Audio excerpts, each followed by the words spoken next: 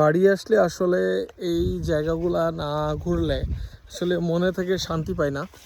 কারণ আমার ছোটোখাটো এই বিজনেসটা শুধুমাত্র যে এর ভিতরে টান বা এর মধ্যে এই বিজনেস থেকে টান আসছে এরকম না। আমি ছোট থেকেই এই মাঠ বাগান এগুলাই ঘুরতে পছন্দ করতাম, আর তার থেকেই শখ থেকেই বিজনেস।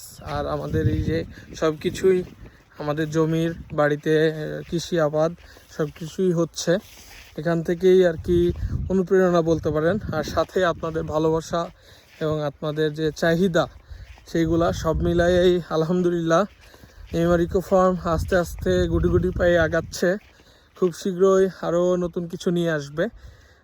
অনেক প্রজেক্টই হয়, দেখাতে পারি না ঢাকায় থাকার কারণে। এলাকায় আসলে ওইরকম মানে সব কিছু মেনটেন করবে এরকম হয় না, আর আব্বু ব্যস্ত থাকে আদার্স কাজে, উনিও পারে না আর কি। তো একটা এরকম মানুষ দরকার, কেউ ইচ্ছায় আগ্রহ পোষণ করলে আমি তাকে রেখে দিব আর কি ইনশাল্লাহ।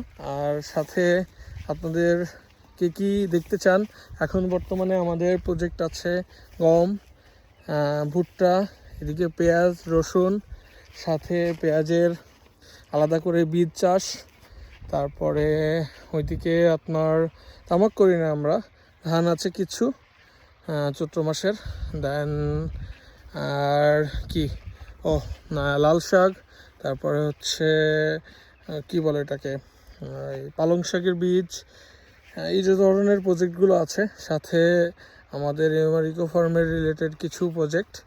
তো এই তো, সবাই ভালো থাকবেন, সুস্থ থাকবেন, আর সবাইকে আমাদের এই মাঠ দেখতে আসার আমন্ত্রণ রইল। কারোর ইচ্ছা থাকলে অবশ্যই কন্ট্যাক্ট করে চলে আসবেন করতে। ধন্যবাদ সবাইকে।